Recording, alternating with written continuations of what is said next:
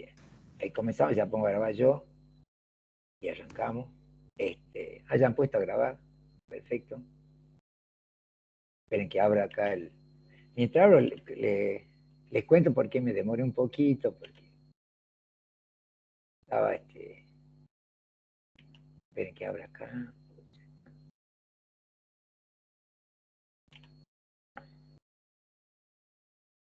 Ya abro el...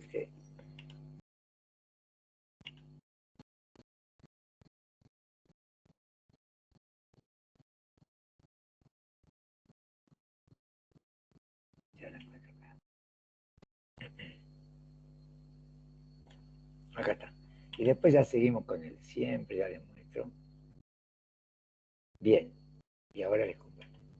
Que saben que me estaba riendo porque ayer se rindió Auditoría 1 y en el grupo ese de Auditoría 1 hay 3 chicas que dicen sí, que la profesora es accesible, que las preguntas eran fáciles, pero ninguna de las 3 dice que las 3 se han hecho preparar conmigo.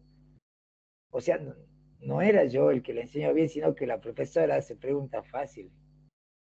Ya se han olvidado ella, que sí la voy a cargar las 3, por supuesto, pero las 3, sí, repaba, sí, fácil la pregunta, y más vale si te han dado todo y has estudiado, te va a ir bien. Pues está bueno para que digan que se han hecho preparar conmigo, está en el grupo ese donde están todos. No, nadie, Ah, che, yo no se olvida la sabía. muchacha. Pero las 3, Yo no está sabía. Mica, la otra, la de Maru, las 3 se han hecho preparar conmigo. Ah, sí, Mauro. Y Maru en todas Eh, las que va probando, aprobó varias horas, todas se aprobando, pero nada, che, bueno, no importa. Entonces ahora seguimos con nuestro impuesto. Bueno, me pasa así se imaginan, yo lo preparé a Isola, a La Villa, todo eso pasaron por acá. La profesora de actuación profesional, prácticas profesionales también, Sin, ese que toma con Ale, también estudió conmigo. ¿Quién más? Todo, la mitad de los profes que están ahora, pero ninguno se acuerda. Así que espero que ustedes, que mañana se acuerden. Bueno, ahí comparto. Fácil, dice. Claro, pues te han enseñado justo lo que te van a tomar y va a ser fácil. Bueno, cualquier cosa me dicen, si no se ve o si no se escucha. Ahí estamos. ¿Se acuerdan que habíamos visto hoy se lo subo? No se lo subí ayer porque no lo habíamos terminado. Lo vuelvo a subir, ya se lo había pasado, pero lo vuelvo a subir ya con los, los aumentos, las cositas que le hicimos. Bueno, ya está.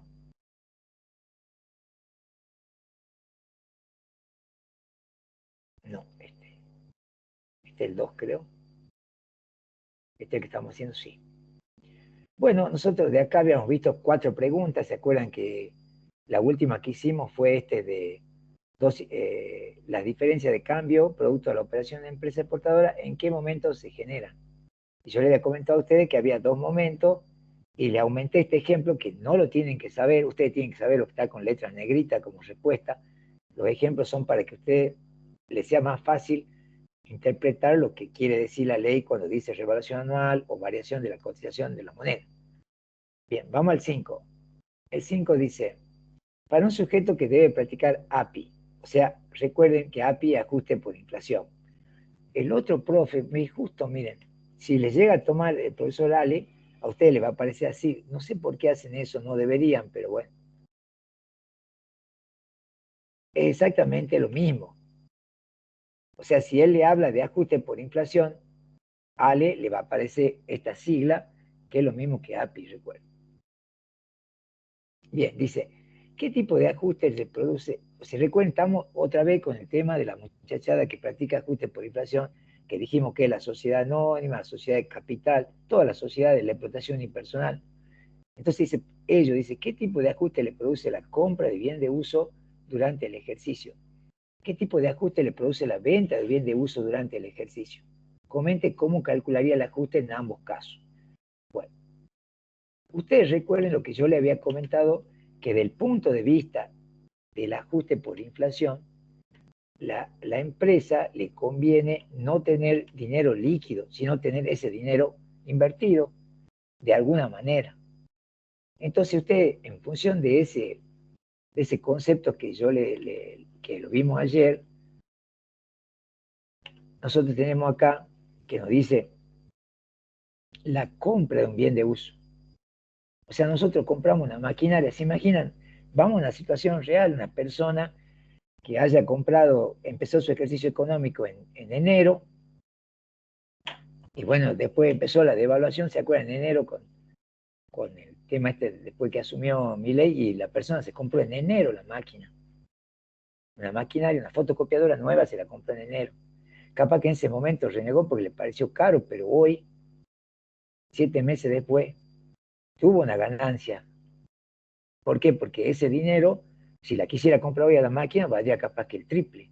Entonces, la compra va a ser un ajuste que la hizo durante el ejercicio. Recuerden que todas las operaciones que tienen alcance, que son alcanzadas por la inflación, realizadas durante el ejercicio que estamos liquidando, va a ser un ajuste dinámico. Puede ser positivo o negativo. En este caso, va a ser positivo porque yo me deshice del dinero y compré maquinaria.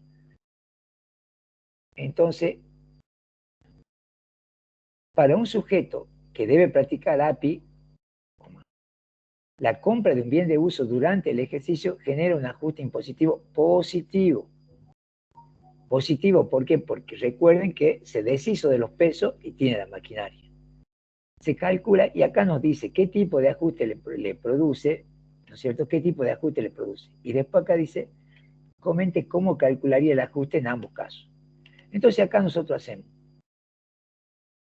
¿cómo se calcula actualizando el valor de adquisición por el coeficiente de variación del IPC? Y acá tengo que decir, hasta ahí lo podemos contestar, pero sería lo ideal que ustedes pongan cómo se determina ese índice. ¿Se acuerdan que era el índice del mes de cierre sobre índice del mes de cierre del ejercicio? No, acá no está bien. La compra bien de uso, un ajuste positivo, se calcula el índice. Ah, no, le puse al revés acá. Ya lo corregimos. Del mes.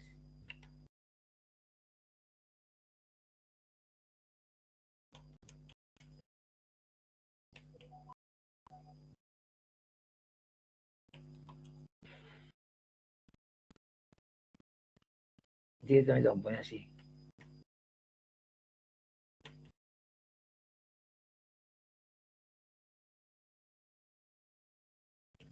Ahí está. Entonces sería índice del mes de cierre del ejercicio sobre índice del mes de la variación patrimonial. En el ejemplo que yo le di a ustedes, la compró en enero. Entonces, si está cerrándolo en diciembre, entonces cuando haga el ajuste por inflación dinámico positivo, va a ser el precio de adquisición por el índice de diciembre dividido el índice de enero, todo eso menos 1. Y ahí me va a salir cuánto sería el ajuste, porcentaje de ajuste. ¿Sí se entiende? Entonces eso es un ajuste dinámico. Ahora con la venta hay que tener cuidado, porque el error que se produce acá, que por ejemplo yo les comentaba que en esos finales que por ahí suben en los grupos tienen errores, ellos dan como que sí aprueban, pero no se sabe cuál está bien, cuál está mal, o dicen que aprueban, pero uno no ve la nota si realmente aprobaron. La venta de un bien de uso tienden a hacerla al revés. Dice, bueno, si la compra del bien de uso me generó un ajuste impositivo,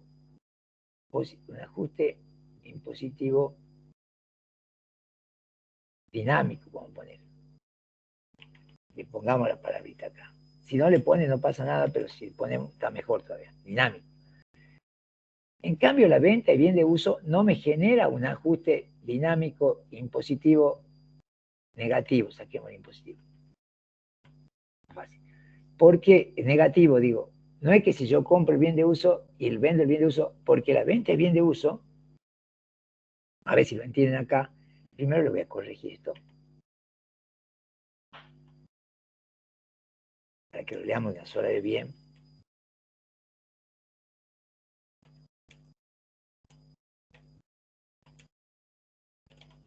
Ahí está. Bien. Pero ahí está. Dice, la venta de un bien de uso durante el ejercicio genera un efecto en el cálculo del ajuste estático. No debe restarse el total de activos para encontrar el activo computable. El ajuste estático se calcula multiplicando la diferencia entre activo y pasivo computable por el coeficiente de variación del IPC. Pero acá, a diferencia del otro coeficiente, vamos a poner acá arribita, a ver, yo lo voy a bajar y después lo vuelvo a subir, no hay problema. Este coeficiente que ustedes ven acá, este se aplica cuando el ajuste es dinámico. Sería índice del mes de cierre del ejercicio dividido índice del mes de la variación patrimonial menos 1. Mientras que este ajuste se aplica cuando el ajuste es estático. La diferencia es el denominador. Acá es índice del mes de cierre del periodo anterior y acá es índice del mes de la variación patrimonial. Ese es dinámico, el estático es. La venta de bien, ¿se acuerdan que el ajuste estático se hace sobre la diferencia entre activo y pasivo computable? Perfecto. Ahora, yo, ¿cómo encuentro el activo computable? Al total de activos le resto el activo no computable. El activo no computable es aquel activo que no está alcanzado por la inflación. Por ejemplo, justamente los bienes de uso. Pero dice la ley que si yo vendo un bien de uso, no lo tengo que restar del activo para encontrar el activo computable. O sea, la venta de bienes de uso, como está acá, ¿dónde está? La venta de bienes de uso durante el ejercicio no es que va a generar un ajuste dinámico negativo, sino que va a generar un efecto en el cálculo del ajuste estático, porque no debe restarse del total de activos para encontrar el activo computable. O sea que como lo vendí, ese bien de uso, como yo lo vendí, se ve afectado por la inflación la plata que entra, pero se la pone con el ajuste estático. No se hace el mismo análisis que la venta, perdón, que la compra, sino que tiene un análisis diferente. Esperen que lo vuelva a ordenar la oración para que no les quede. Ahí está. ¿Sí? No sé si se entiende. Entonces, el ajuste estático tiene que ver con la venta. Siempre pregunta, no sé, el otro, no lo vimos, el otro profe pregunta esto, pero lo puede hacer, pero siempre pregunta tratamiento de la compra de bienes de uso y de la venta de bienes de uso. Compra, ajuste dinámico positivo. Venta incide en el ajuste estático porque es un activo que no se va a restar del activo total para encontrar el activo computable. A ver, vamos un poquito. Permítanme de acá. Voy a abrir abro acá un ratito el de apunte para mostrarles también. Porque bueno, demoremos un poquito, pero que les quede bien, porque después ya no. Como les comenté antes que empecemos con estos dos finales, se han incrementado el número de preguntas relacionadas con el tema de ajuste por inflación. Ahí les comparto ahora el apunte de ganancia. Bien. Entonces acá en el apunte de ganancia nosotros, vamos a achicar un poquito, ¿está? Voy a buscar y les voy a mostrar de dónde estoy sacando esto, ajuste. Ya. Acá.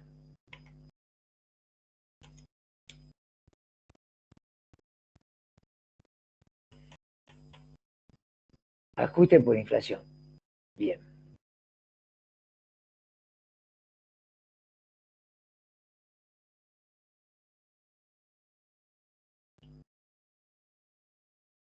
Ejemplo de ajuste por inflación. ¿Dónde estamos? Acá. Allá. Bien. Miren, cuando hacemos el ajuste estático, acá esto yo les recomiendo que lo lean. No es que tienen que estudiar de memoria, pero lean porque aquí está todo explicado. Y nosotros ya lo leímos. No se ve. Acá está, ¿ve? Dice, ajuste estático. Acá está completa la definición. Un ajuste que se realiza al inicio del ejercicio. ¿Cómo se calcula? Se establece, primero establezco los activos computables. Al total de activos les resto los activos no computables y ahí me quedan los activos que están alcanzados por inflación. Después al pasivo le resto, al total de pasivo le resto el pasivo no computable y me queda el pasivo computable. Saco la diferencia y el resultado se le aplica el coeficiente de variación. Y ahí me sale si es positivo o negativo. Incluso hicimos un ejemplito, ahí está. Ustedes lo ven, cualquier Profe, cosa me preguntan. Y después tenemos acá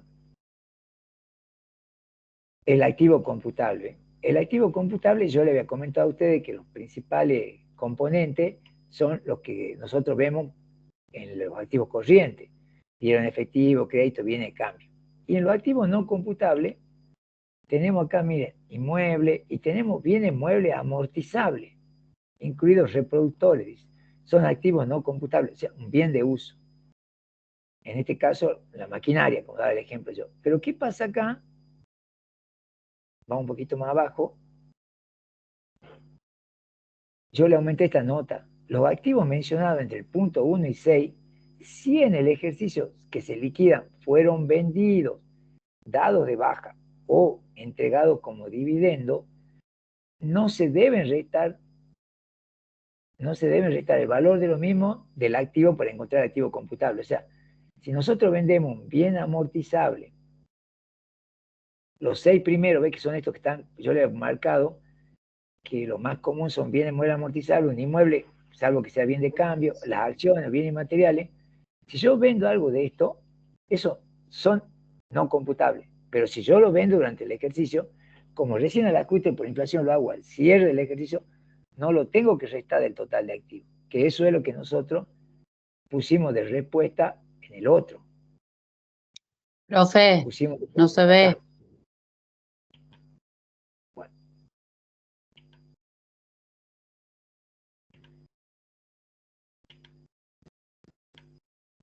volvemos a los últimos finales. Ahí está.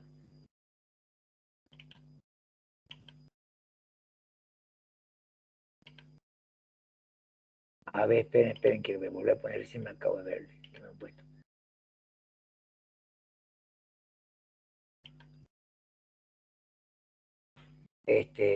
Tienen razón, no se lo mostré, pero no estaba compartiendo. Aquí está. Esto es lo que les quería compartir antes, que me han puesto ahí que no se ve. Tienen que avisarme por micrófono. Es más fácil porque yo escucho y ahí lo hago. Tenemos lo activo computable y lo activo no computable. Entre los activos no computables están los bienes muebles, amortizables, incluso reproductores. Está ese. O sea que yo, para encontrar los activos computables, que son los activos sujetos a impuestos, tengo que restar los activos no computables. Sin embargo, dice acá que yo no le voy a restar estos bienes muebles amortizables si es que, fíjense acá lo dice, los activos mencionados entre el punto 1 y 6, en eso está el bienes de uso, si en el ejercicio que se liquida fueron vendidos o dados de baja o entregados como dividendo, no se deben restar el valor de los mismos del activo para encontrar el activo computable. O sea que en este caso nosotros vendimos los bienes muebles amortizables y de ahí, por eso es que no los restamos y forma parte de los activos computables. Bien. Entonces recuerden, ustedes pueden habilitar el micrófono y decirme, porque yo estoy medio concentradito en lo que les estoy explicando.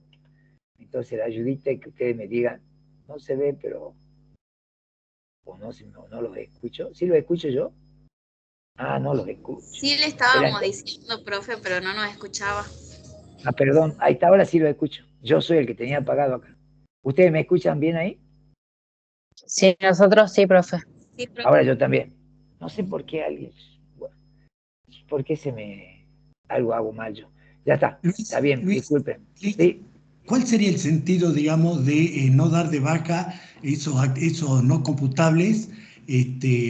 O sea, porque tendrían un activo más chico para activarlo, ¿cómo es? Para hacer el ajuste por inflación. ¿Ese sería el objetivo?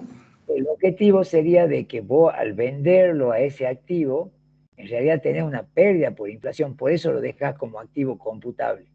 Pero como ese bien ya lo tenía al inicio del ejercicio, lo tenés que considerar en el inicio del ejercicio. Si tenés una pérdida al vender el bien, un bien de uso durante el ejercicio, pero esa pérdida por inflación está relacionada con el ajuste estático, no con el dinámico. O sea, entonces vos al no restarlo, tu activo computable, o sea, tu activo alcanzado por la inflación va a ser mayor. Ese sería el sentido. O sea, supongamos que yo tenía, fíjate, a ver, hago un numerito acá, lo hago un ratito. Supongamos que yo tengo de activo, hacemos así, tengo activo, si me han hablado yo tenía, bueno, 60.000. Tengo ese, activo 60.000. Y tengo de activo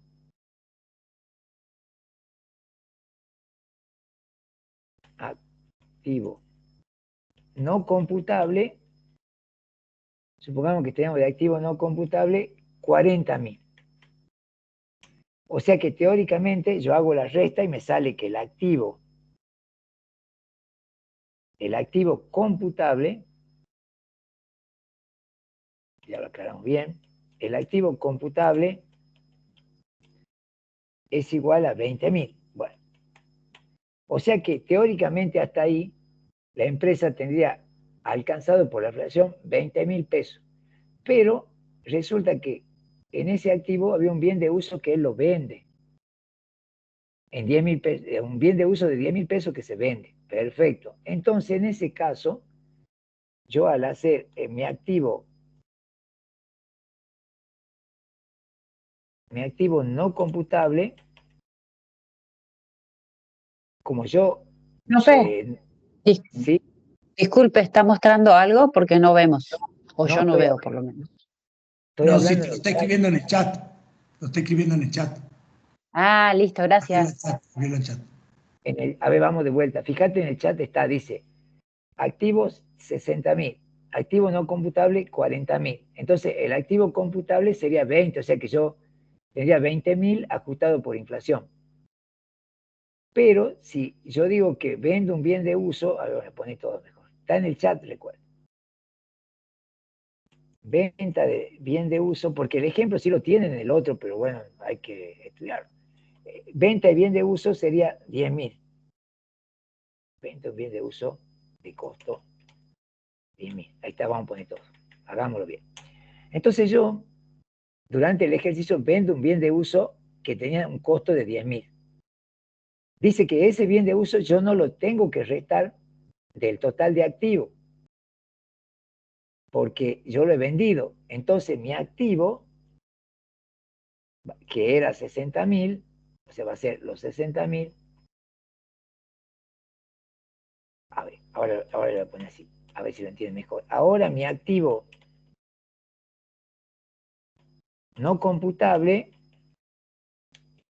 es 30.000. ¿Por qué? Porque ese bien de uso acá arriba, que era un activo, este bien de uso que era un activo computable, que estaba, perdón, acá en el activo no computable estaban 10.000 de bien de uso. Entonces ya no lo voy a restar, o sea que yo solo voy a restar 30.000 a los 60. Entonces mi activo computable, que recuerden que el activo computable es el alcanzado por la inflación,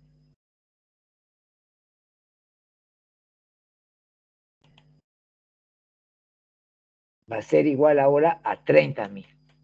Como pueden ver ustedes, yo antes tenía 20.000 alcanzado por la inflación, pero como vendí un bien de uso durante el ejercicio, ahora tengo 30.000 alcanzado por la inflación. Y recuerden que el activo, cuando está alcanzado por la inflación, me genera a mí un ajuste negativo. No sé si ahí se entiende. Por eso es que yo los resto. O sea que sí me genera un ajuste negativo, pero en el estático, no en el dinámico, que es el que durante el ejercicio. Es medio engorroso porque yo la venta la hago durante el ejercicio. Sin embargo, me afecta el otro ajuste por inflación, el estático. Ahí lo tienen al ejemplito en el chat. Eso sería la explicación. Bárbaro, Luis, gracias. Bien, y si no, bueno, hay que estudiar un poquito de memoria esa parte. Ellos no dicen nada, no enseñan nada de esto. Bueno, entonces ahí tendríamos la otra de ajuste por inflación, que era esta, la número 5. Ahora pasamos a la 6, que es teoría pura. No hay mucho acá para explicarlo, sí para que lo leamos. Dice, una asociación civil reconocida como exenta. una asociación civil reconocida por exenta en el impuesto por la AFIP debe presentar declaración jurada de ganancia en forma anual. Señale qué requisitos debe cumplimentar para ser reconocida como exenta. En caso de no ser reconocida como exenta, ¿cómo debe tributar por las ganancias que genere? Profe, Entonces, sí, no estoy compartiendo. yo no veo, no sé si no soy yo o No, no. son todos. Yo tampoco. No, esa no la puse. Ahora la pongo. Ahí está. Si lo tienen, esto ustedes, bueno, no importa. Una asociación civil dice reconocida como exenta en el impuesto por la AFIP. Debe presentar declaración jurada de ganancia en forma anual. Los requisitos que debe... toma acá.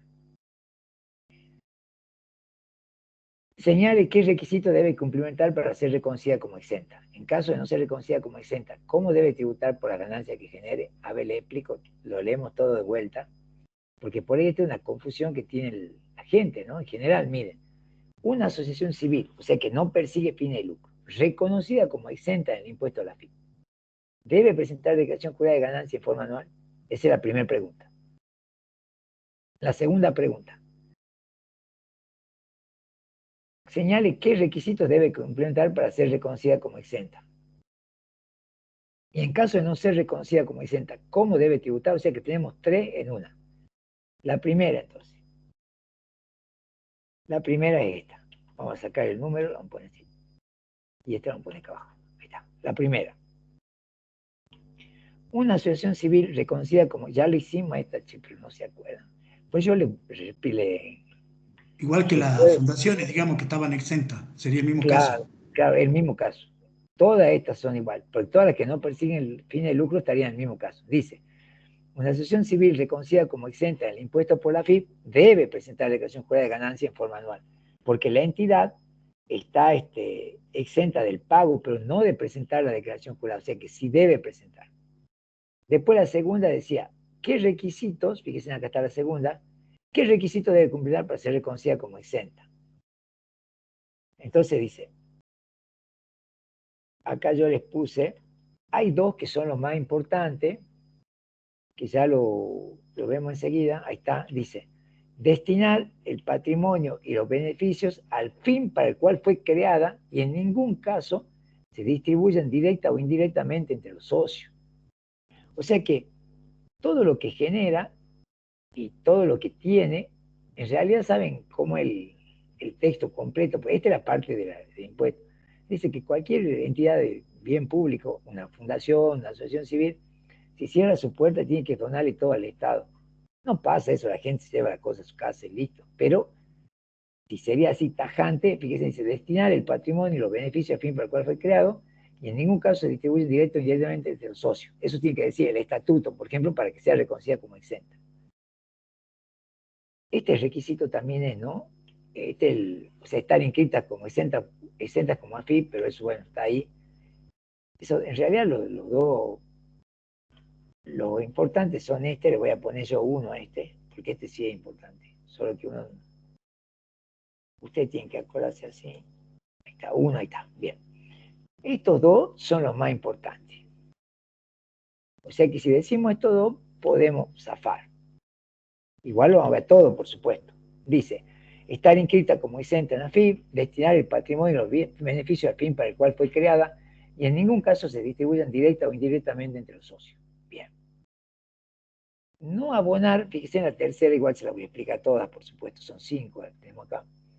No abonar retribución alguna a sus directivos cuando el pago esté vedado, dice, no abonar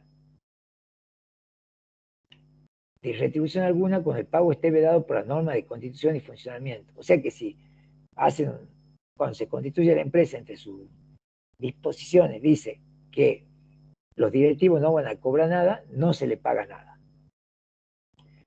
Y si está reglamentado el pago, la retribución de los directivos, está de más,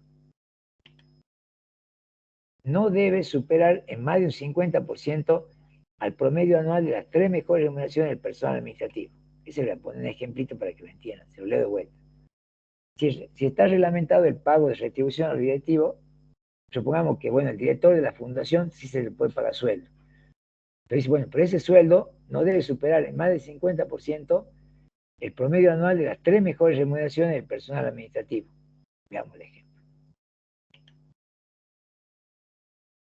Supongamos que el empleado A, ejemplo pongamos acá, recuerden que esto no va, esto es para que ustedes entiendan lo que dice ahí. El ejemplo decimos, ahora más arriba. Ahí está. Vamos a suponer que el empleado A tiene un sueldo, vamos a poner todo eso, tiene un sueldo de pesos 50.000.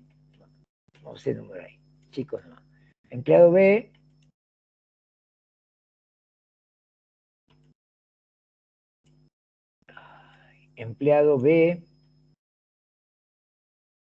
tiene un sueldo, todo el ejemplo completo, sino sueldo de, pongamos, 30.000.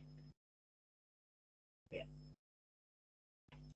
Y lo vamos a poner, vamos a copiar esto así, vamos más rápido.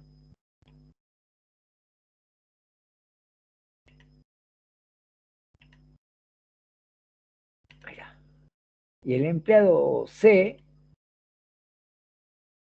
tiene un sueldo de, acá tiene que tener 40.000.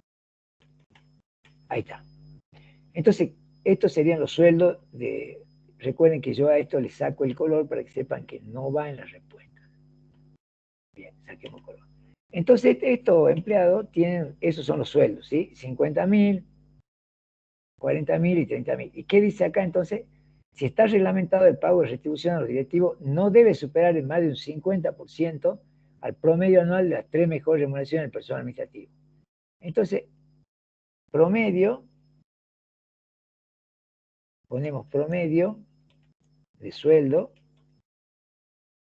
bueno, y eso nos va a dar 40.000, porque el promedio va a ser 50.000, más 30.000,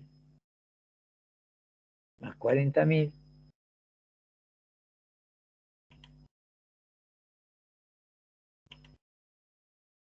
Dividido 3 nos da 40.000, ¿no es cierto? Bien, eso quiere decir que el sueldo del directivo no puede superar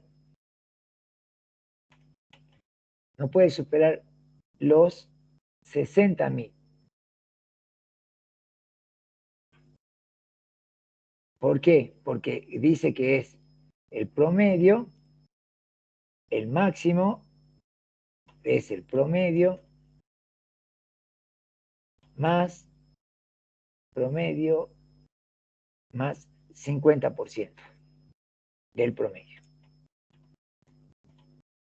A ver si ahí se entiende entonces. Dice,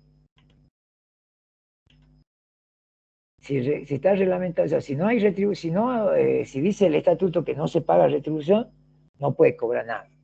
Ahora, si el estatuto dice que sí se le va a pagar retribución a los directivos, esta no puede superar en más de un 50% al promedio anual de las 3 mejores remuneraciones del personal administrativo. Y ahí le puse yo. Ustedes lo que tienen que saber lo que está con negrita, el ejemplo para que entiendan qué es lo que quiere decir. Toma los empleados, tienen 3 empleados, mejor sueldo, sacamos el promedio y dice que no puede superar el 50% del sueldo directivo. Por eso nos da así. Bien. Y el último dice no obtener. No, esto no. La 6 no hace falta. La 6 no le hagan caso. Saquemos la 6. Vamos con la otra, sí. Esta es la pregunta 6, ¿no? O 7. 7, perdón, esta es la pregunta 7. Entonces acá nos dice, no obtener ingresos provenientes de carrera de caballo, juego de azar o similares. Incluso hasta ahí estaría bien la respuesta. Esa era la versión vieja de este quinto requisito era hasta ahí. Y después se aumentó esto hace poco, que es así como de actividades de crédito financiera, excepto aquellas que se realicen para preservar el patrimonio social, que lo que comprende la realizada por el colegio, consejo profesional o caja de previsión social. O sea que no puede generar ingresos, dice, de carrera de caballo, juego de azar y similares. Tampoco presta dinero, supongamos, actividad de crédito financiero, salvo que sea para preservar el patrimonio. Por ejemplo, lo que hace el colegio, consejo profesional, y por ahí los consejos de profesionales o colegios de profesionales otorgan préstamos a cajas también, a sus afiliados. Cobran interés, bueno, ese interés sí se podría hacer. Entonces ahí tienen ustedes los 5 requisitos, vuelvo a decir, con que pongan los 2 primeros, estamos bien, y por ahí acordarse de la carrera de caballo, y bueno, de las retribuciones. No es tan difícil, pero como digo acá, la única explicación es esa y después hay que estudiar, no hay otra. Bien, y esto tiene que ver con las actualizaciones. Nosotros algo vimos, pero está bueno esto porque me va a permitir mostrarle también que esto se aplica para todos los tipos de actualizaciones. Recuerden que la actualización es diferente al ajuste por inflación. La actualización es que los costos computables, para que no pierda tanto por la inflación, pues se ajustan para que se pague impuesto por algo más real, que sería, supongamos, vamos al ejemplo este de la maquinaria. Se compró una maquinaria en diciembre y después con la devaluación y toda la inflación que hay y la vende hoy. Se imaginan que si no podía aplicar el ajuste por inflación, le van a cobrar una ganancia que no es real, porque supongamos que la máquina le costó, la compró en diciembre, el 2 de diciembre. Bien, la compró en 100.000 pesos. Y la vende ahora, en julio, en 500.000 pesos. Entonces tiene que pagar impuestos por los 400, ¿no? Porque hoy la máquina esa vale 350. ¿Me entienden? Si no vale más. Entonces, la actualización me permite que esa distorsión que genera la inflación en los costos no sea tanta. Entonces dice, un contador, fíjense acá, habla de los dos, porque es importante que ustedes sepan que la actualización es diferente si se trata de una persona humana o de una persona jurídica, porque a la persona jurídica se la castiga un poco porque la FI le dice, che, vos tenés ajuste por inflación. Entonces vos, aparte de la actualización, tenés ajuste por inflación. Entonces, la actualización te la vamos a hacer por menos tiempo. Fíjense en lo que dice acá. Un contador y una SA enajenan una computadora que tenían afectada la actividad adquirida en abril del 2020. Eso es para que sepan que como se adquirió después del 1 del 2018, nosotros tenemos que aplicar el coeficiente de actualización. ¿Cómo deben obtener el costo computable cada uno de estos sujetos para determinar la ganancia neta de la operación? Bien, como nos dice que lo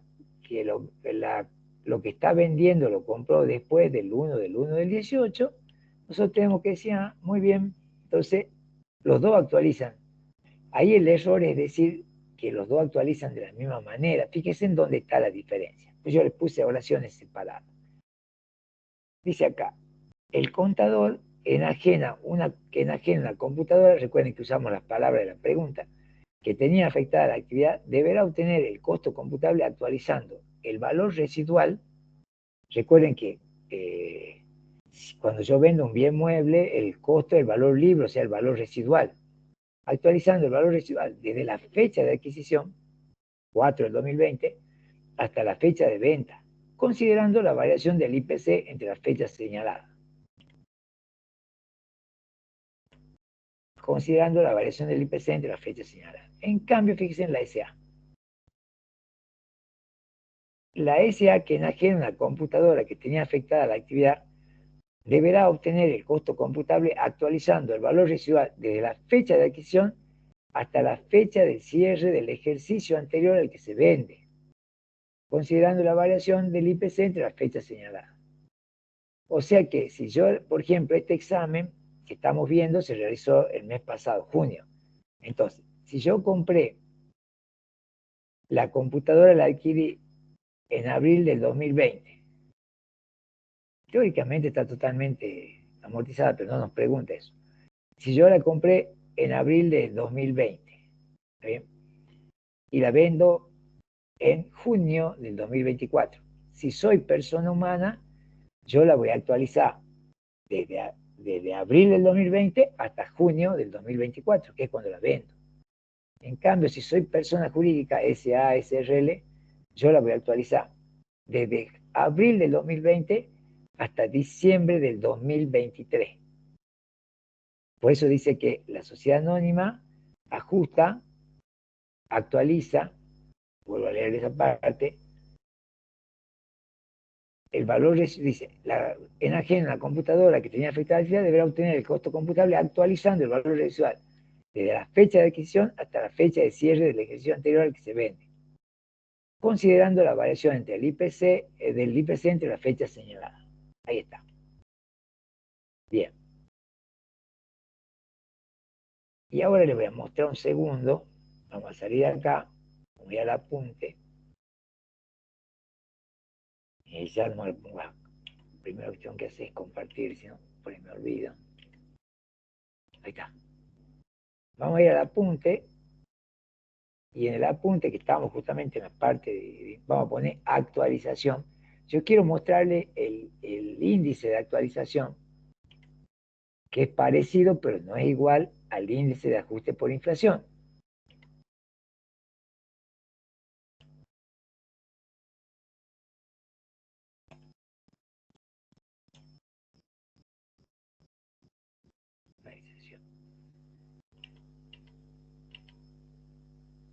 Para arriba.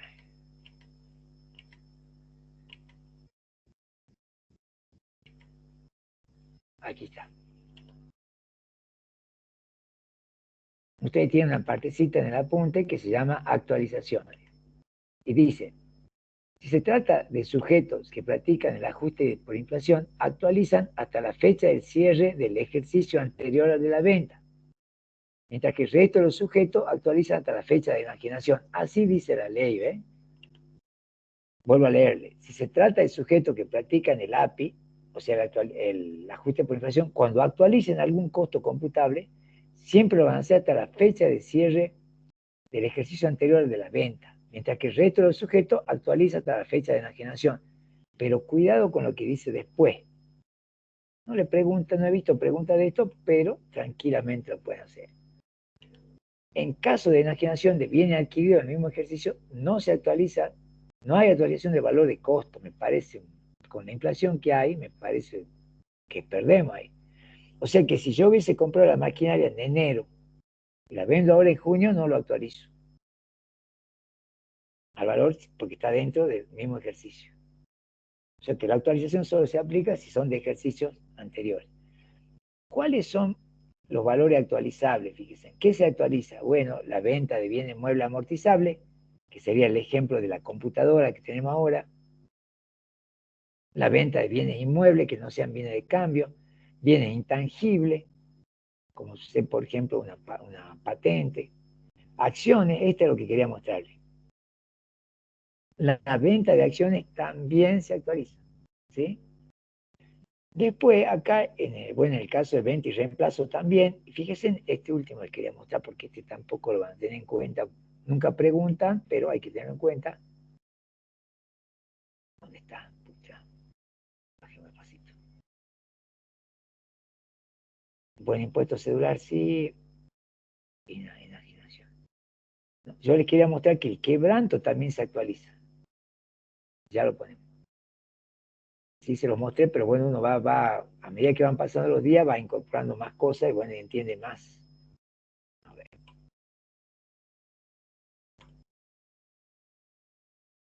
Quebranto. ¿Se acuerdan que los quebrantos, que ya lo vimos nosotros eso, dijimos que los quebrantos podían ser quebrantos generales o quebrantos específicos? ¿Sí? Y había dos tipos de quebrantos, ¿se acuerdan? Los quebrantos generales, que eran los que se podían deducir del total de la ganancia global, y los quebrantos específicos, que solo se pueden deducir de ganancias que se originan en la misma fuente. Por ejemplo, si yo tuve un quebranto por explotación de juego de azar, voy a poder deducir ese quebranto de la ganancia que me generen los juegos de azar. Lo mismo si vendo acciones, la renta grabada por impuesto celular, operaciones que no producen renta fuente argentina, sí lo vimos. Y acá dice actualización de los quebrantos, miren. O sea que los quebrantos también se actualizan. Se actualizarán teniendo en cuenta el IPC operado entre el mes de cierre del ejercicio fiscal en que se originaron y el mes de cierre del ejercicio fiscal que se liquida.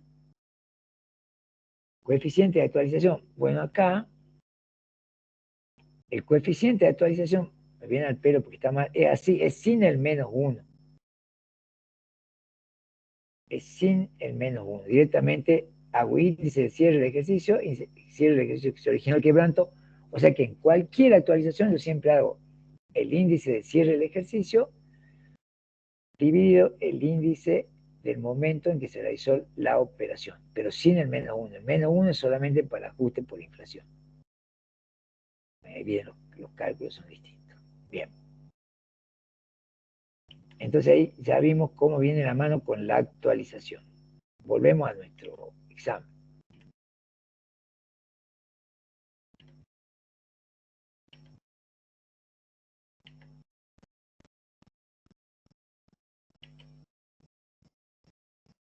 Ya lo tenemos ese. Vamos al 8. Del resultado contable expresado en moneda contante de una SA, señale 4 ajustes. Acá hay algo que le voy a explicar de pasada. Dice, del resultado contable expresado en moneda contante de una SA, señale 4 ajustes que debería realizar para obtener el resultado impositivo, que disminuyan la utilidad o aumenten la pérdida, comentando el motivo en cada caso. Aquí hay algo que pone diferente, el que es, dice, expresado en moneda contante. Es lo mismo que si diría histórico. Recuerden que el balance con el que se trabaja para hacer el ajuste impositivo y todo eso es el balance histórico, que no tiene en cuenta el ajuste por inflación contable.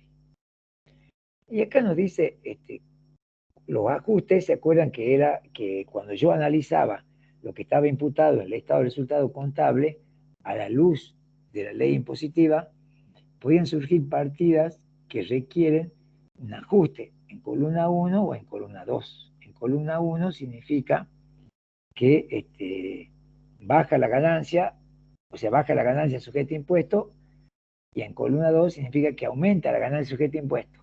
Bien, pero siempre es más difícil esto, obtener resultados impositivos que disminuyan las utilidades o aumenten las pérdidas, comentando el motivo. Siempre es más difícil eso. Veamos acá entonces.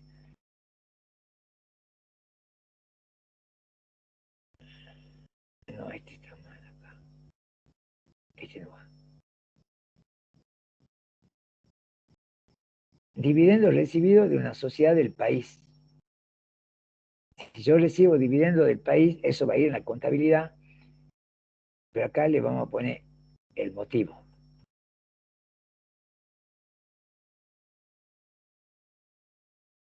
Disminuye la utilidad. Cuando dice disminuye la utilidad, quiere decir que disminuye la utilidad sujeta a impuesto, ¿no? ¿Por qué? Porque yo no me pueden cobrar, soy una sociedad anónima, no me pueden cobrar impuestos por los dividendos que yo percibo de otra sociedad anónima. A la persona humana sí, pero para la sociedad anónima son no computables. Entonces, cuando me dice que disminuya la utilidad o aumente la pérdida, significa todo lo que va a ir en la columna 1 y que me va a hacer que pague menos impuestos. Ajuste por inflación negativo, ¿sí? Cuando yo pierdo, es negativo, entonces también me va a hacer pagar menos impuestos, vaya en la columna izquierda. Ajuste de evaluación de inventario. Por expresión. Podemos poner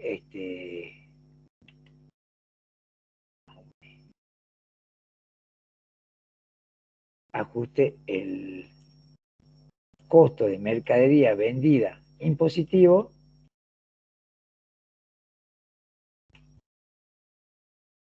es mayor al costo mercadería vendida contable. Entonces ahí, ¿qué quiere decir eso? Recuerden que el costo de mercadería impositivo es una deducción. Entonces, si el costo de mercadería impositivo es mayor que el costo de mercadería contable, quiere decir que yo voy a poder restar un monto mayor, por eso lo voy a poner, me va a hacer pagar menos impuestos. En cambio, al revés, si el costo fuese contable fuese mayor al impositivo, yo tendría que pagar más impuestos. Y el otro ejemplo que les puse ahí, amortización impositiva mayor que la amortización contable. Son todos los mismos. Yo en todas las preguntas estoy utilizando los mismos ajustes. Ustedes si ven las preguntas de ese grupo de finales que estamos resolviendo también, paralelo a esto, ahí también están los mismos. Porque así estudian menos. O sea, usted siempre le va a pedir 2 de cada uno o le va a pedir a cualquier ajuste. En este caso, pidió todo ajustes de que vayan allá en la columna 1. También podríamos poner acá esto que yo les expliqué ya, igual lo vuelvo a poner. Resultado de la venta de bienes cuando se hizo uso de la opción de venta y reemplazo. Ahí está. Ahí tienen otro más. Recuerden que le pedía 4, pedía encima, ¿no? ¿Cuánto? 4. Bien. Ahí tienen. ¿Cuántos le puse? 1, 2, 3, 4, 5. Es difícil para este lado. A ver si se me ocurre otro. Amortización impositiva de la amortización contable. Costo de mercadería.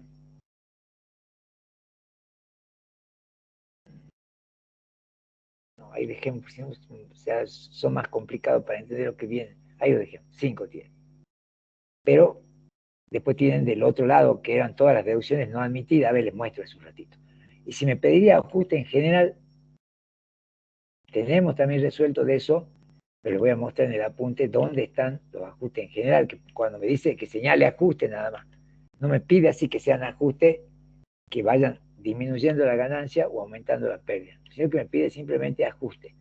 Entonces nosotros vamos a ir a las deducciones no admitidas. Acá dice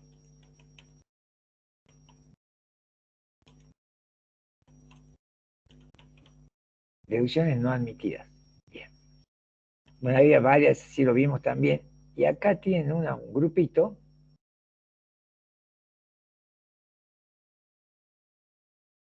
Ah, no hay otro más arriba. Este mismo tema está explicado acá.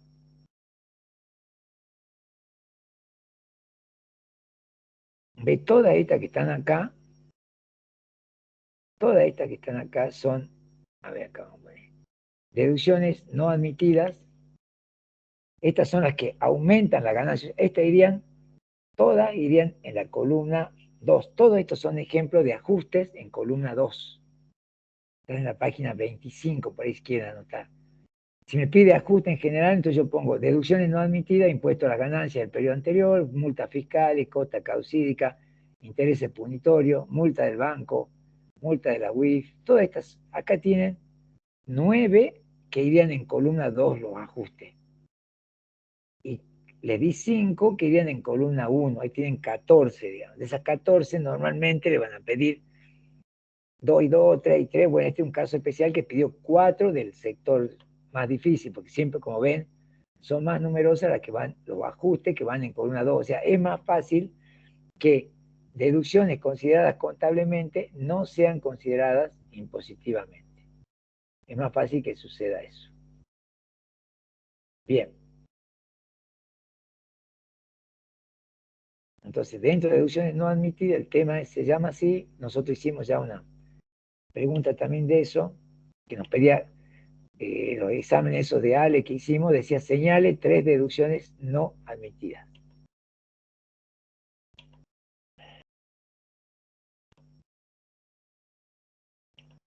Bien. dice, ¿qué consecuencias le genera a una empresa el impuesto si una inspección de AFIP se detecta que dedujo gastos sin el correspondiente respaldo documentario? Perdón. No sé si se acuerdan de esto. Parece que no. Esto es lo que yo les decía ayer, que por ahí me da miedo que le hace una pregunta que ya han visto, pero le pregunta con otras palabras y ahí se pierde. Porque dice, ¿qué consecuencias le genera una empresa en el impuesto si en una inspección de AFIP se le detecta que dedujo gastos sin el correspondiente respaldo documentario? Fíjense acá, en la respuesta se van a acordar. No, pues, espero. Si en una inspección de AFIP se le detecta que dedujo de gastos sin el correspondiente respaldo no documentario, se presenta el caso de salida no documentada. ¿Se acuerdan que ese tema sí lo vimos? Yo le expliqué a ustedes que era salida no documentada, que era cuando la empresa hace deducciones que no tienen un respaldo documental o la factura que utilizan para respaldarlo es una factura apócrifa. La consecuencia es impugnar la deducción y deberá pagar como sanción el 35% del monto de la deducción. Y ahí había excepciones. Si el contribuyente puede demostrar que el gasto se relacionó con ganancia grabada, se permite la deducción del gasto y deberá pagar como sanción el 35% del monto de la deducción. Si ustedes han estado, esto va totalmente un consejo, por supuesto, ustedes lo toman o lo dejan, más vale, eso no es una obligación, pero si ustedes han estado en la clase de salida no documentada y no se acuerdan que había un principio general, que había 3 excepciones y todo eso, y hay que empezar a ponerle onda porque no es una materia que se puede estudiar 2 o 3 días antes. Entonces ustedes van a caer en la estadística. Vieron que ustedes son 40 y pico, así que yo calculo que según la estadística de todas las materias que se preparan los chicos, en este turno se presentarían 9 de ustedes, o sea, el 20%. Siempre se presenta el 20%.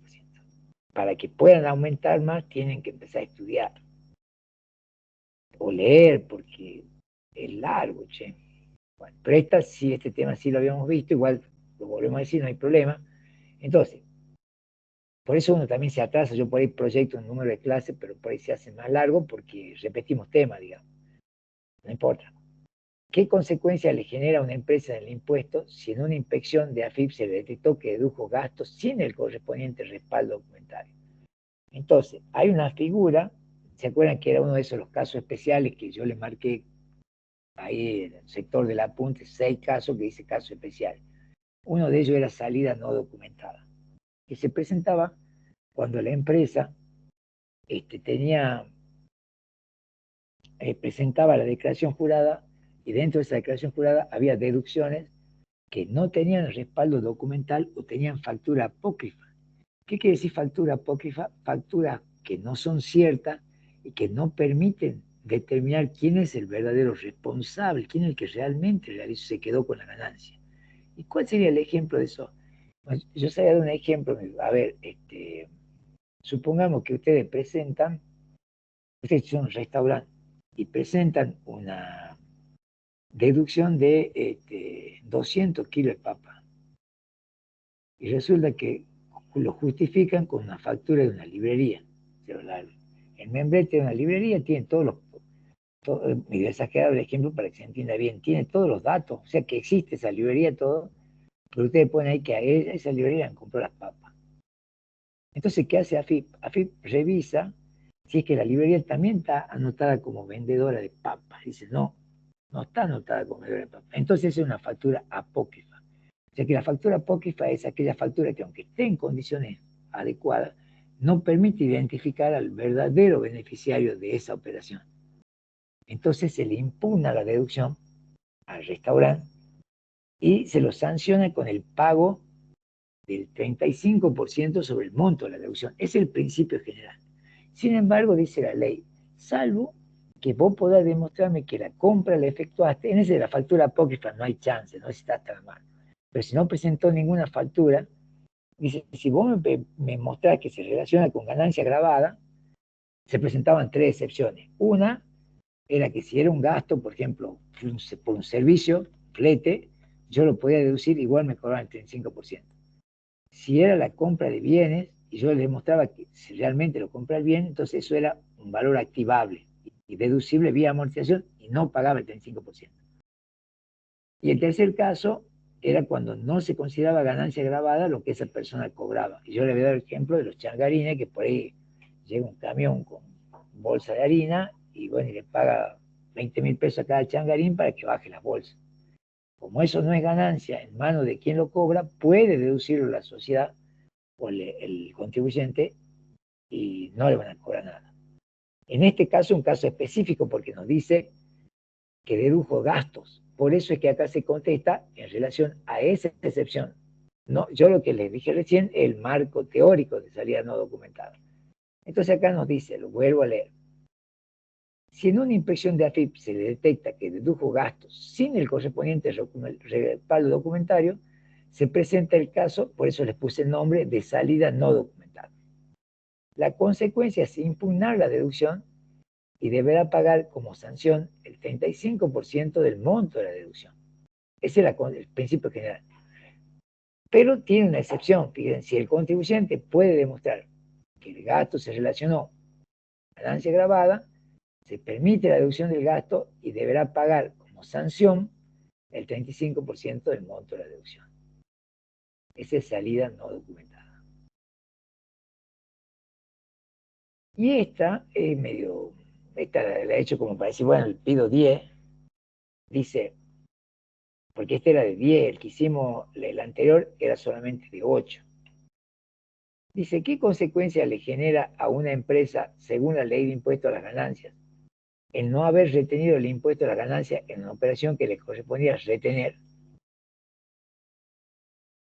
La retención, le explico, la retención sería como un pago a cuenta del impuesto a las ganancias. Y bueno, y la AFIP, así cuando las empresas son grandes contribuyentes, por ejemplo, los super, Carrefour, supongamos, ellos actúan como agentes de retención. ¿Qué quiere decir eso? Que cuando ellos le compran a un proveedor, les retienen a ese proveedor una parte. Supongamos que le compran, o sea, una fábrica de pasta, 2 millones. Bien. Y bueno, según la ley tiene que retenerle 80.000 pesos. Entonces, cuando la fábrica de pasta va a cobrar, el súper le va a pagar 1.920.000 y le va a dar una constancia que después ellos a esa retención la van a poder deducir del pago del impuesto a la ganancia. Y esa plata que recaudó el súper se la tiene que pasar a la AFIP, si no la pueden multar, porque no es de ellos. Entonces fíjense que el súper dice, ¿por qué está trabajando gratis para la AFIP si se pueden pensar? Porque él tiene que retener y enviar la plata, pero no gana nada. Y el de la fábrica de pasta dice, bueno, pues yo quiero mis 2 millones porque yo pago el impuesto dentro de un año, me falta un año para pagar el impuesto. Como por la inflación pierdo mucha plata en esos 80. Entonces la única manera que se haga la retención es que AFIP lo tenga amenazado, digamos, los agentes de retención para que la efectúen. Por eso dice, ¿qué consecuencia le genera a una empresa, según la ley de impuesto a la ganancia, el no haber retenido en una operación que correspondía retener? O sea que el súper decide no retener la fábrica de pasta. ¿Qué consecuencia le genera eso? Entonces miren la consecuencia. Por eso es que conviene hacer la retención. La consecuencia que le genera a una empresa, según la ley de impuesto a las ganancias, el no haber retenido el impuesto a las ganancias en una operación en la que correspondía retener, puse todas las palabras de la pregunta, es que AFIP podría impugnar la deducción sobre la que no se realizó la retención correspondiente. O sea, por ejemplo, vamos al caso, ¿se acuerdan que era una fábrica de pasta a la que el súper le compra 2 millones? Bien. Entonces, cuando va a presentar su declaración jurada, le resta los 2 millones. Y dice, AFIP le dice, che, súper bueno, me ha mandado a mí la retención. Entonces AFIP, si ve que un cliente recurrente, o sea, que siempre hace, un contribuyente, que siempre hace lo mismo, tiene la facultad para decir, bueno, yo te impugno la deducción de los 2 millones. O sea que no va a poder deducir el costo de los 2 millones o sea, los 2 millones que le pagó por la compra de pasta a la fábrica, no lo va a poder deducir. Esa es la sanción que podría. ¿Por qué dice podría? Porque no es que lo hace siempre, queda a criterio de AFIP. Seguramente por el monto, seguramente por la conducta que tiene ese contribuyente en lo que se refiere al cumplimiento de las obligaciones fiscales. Pero sí puede hacer eso si es que el agente de retención no actúa como tal. O sea, decidió, yo no voy a retener, mira, tengo que trabajar gratis para AFIP. Entonces AFIP dice, bueno, vos no retenés, yo no te dejo deducir el importe de la deducción sobre la cual debías retener. ¿Sí? ¿Se entiende esa? Y ahí, esa es la última. No, hay una más. La 10 viene ahora. ¿Y esta? La 9 tiene dos partes, perdón. Una es qué consecuencias le genera una empresa sin la impresión de la fibra del gasto, y la otra, y esta es la segunda parte de la misma pregunta. Así con grisecito. Larga la 9, ahí se hace larga.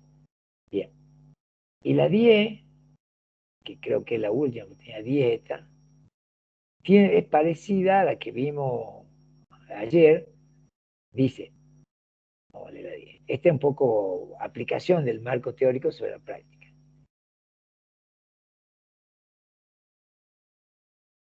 B es parecida, ya les digo cuál, que hicimos ayer también. Esta. La 2. No, no. Esta, la 3. Que daba casos, ¿vieron? Para que ustedes lo analicen. Bueno, la 10 también tiene un par de casos. Dice, me pasé para bienes personales. Dice la 10.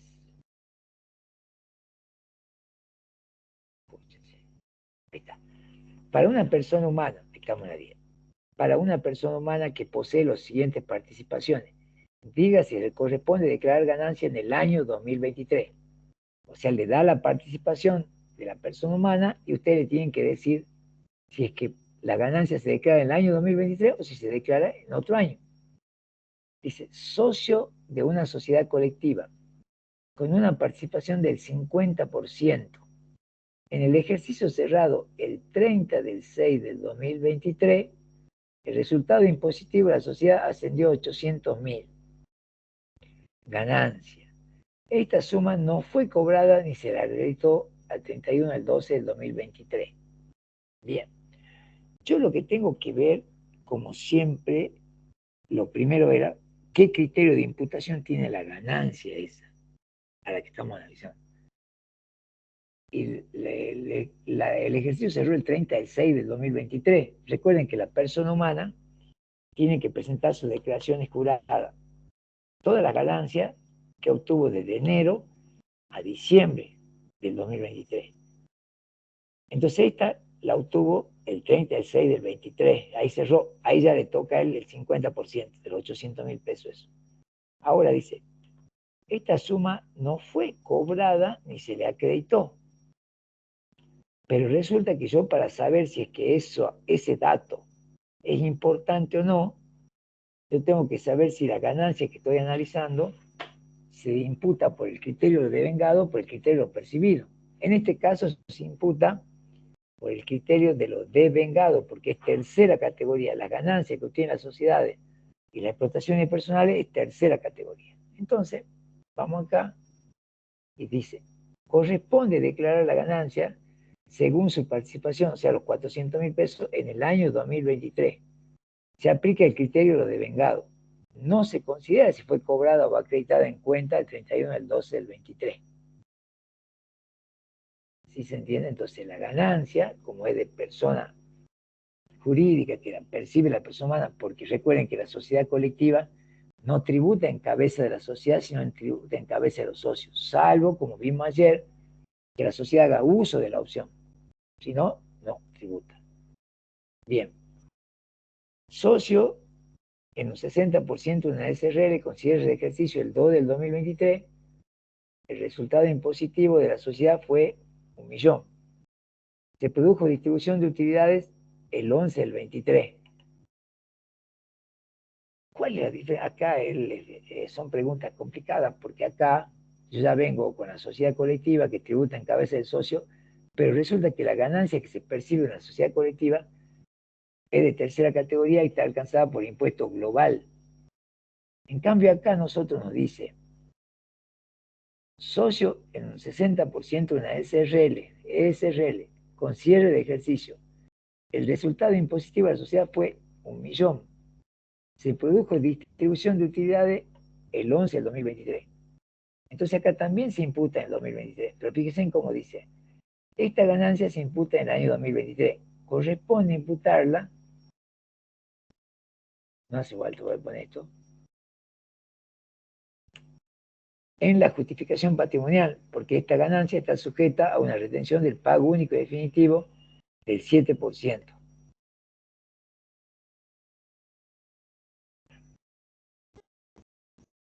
Esta ganancia se imputa, en este caso sería que se imputan 900, se imputa el 1.000.000, porque supongo que no tenemos calculadora, el 1.000.000 menos el 7% del 1.000.000. Porque eso es lo que yo cobré. Recuerden que me lo retuvo al resto. O sea, voy a 930.000 pesos. Fíjense en la diferencia, ¿no? Si yo obtengo ganancias de una sociedad que no tributa en cabeza propia, como la colectiva, yo a esa ganancia la declaro en tercera categoría.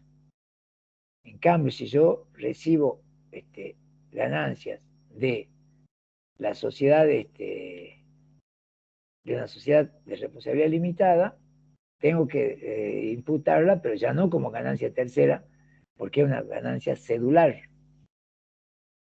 Pero estaba complicada para darse cuenta, porque uno ya viene embalado con esta, analizando, y bueno, directamente analiza la utilidad de acá, pero siempre acordarse que si la utilidad que yo recibo de una SRL o los dividendos son de una SA, están sujetas al 7%. Bueno, y esta sería el oficial de estos últimos finales. Vamos a guardar. Bueno, estos son los dos últimos finales que vimos de ganancia 2024. Yo se los voy a pasar, aquí hay varios temas. En total tiene este examen 18 preguntas. Y ahora vamos a seguir con nuestro... ¿Se acuerdan con los finales? Ya les voy a decir dónde están, lo voy a volver. Con los finales que vamos resolviendo, que están...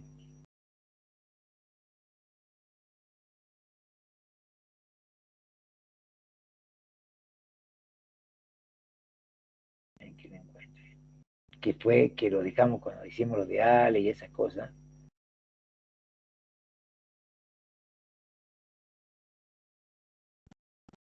Ustedes lo tienen, ya lo voy a decir. Bueno, final de impuesto 1.24, que ese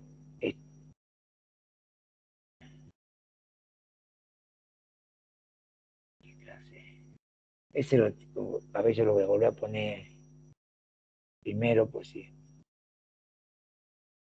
Teóricamente se deberían acordar que existe, pero por ahí no se acuerdan. Mira. Bien, final impuesto 1.24, ahí se lo puse primero en el grupo y ahora lo voy a abrir acá.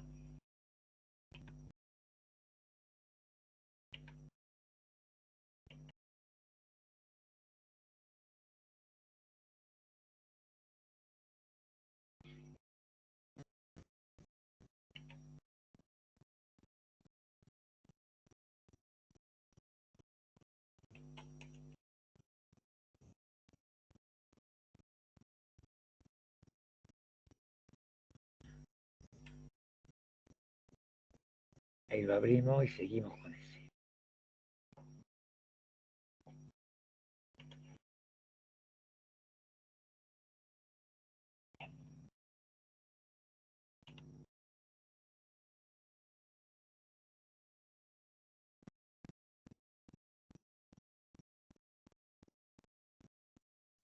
Ahí te conté.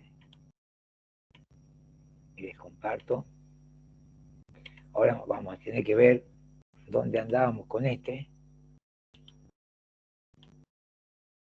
Ahí está.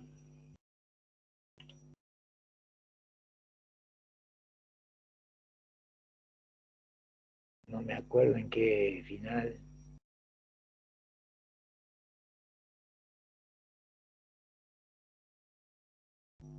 Recuerden que este tiene muchas preguntas, pero si bien muestra. ¿Alguien se acuerda? ¿Alguien estuvo de casualidad mirando algo?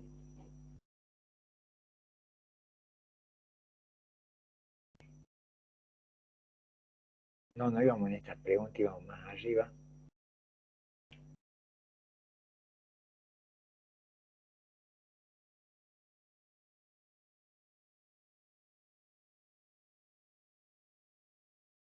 ¿Qué hace cuánto que lo dejamos? Igual vimos un montón de cosas preguntadas de otra manera.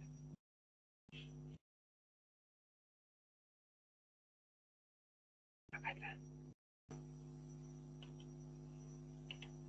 Este sí decimos.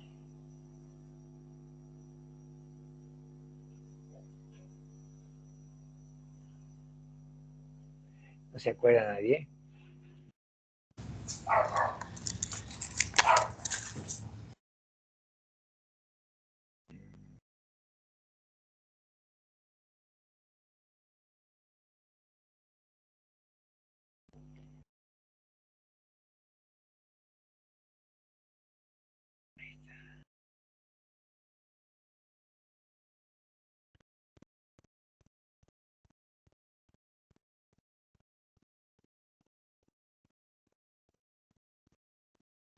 Esperen, esperen.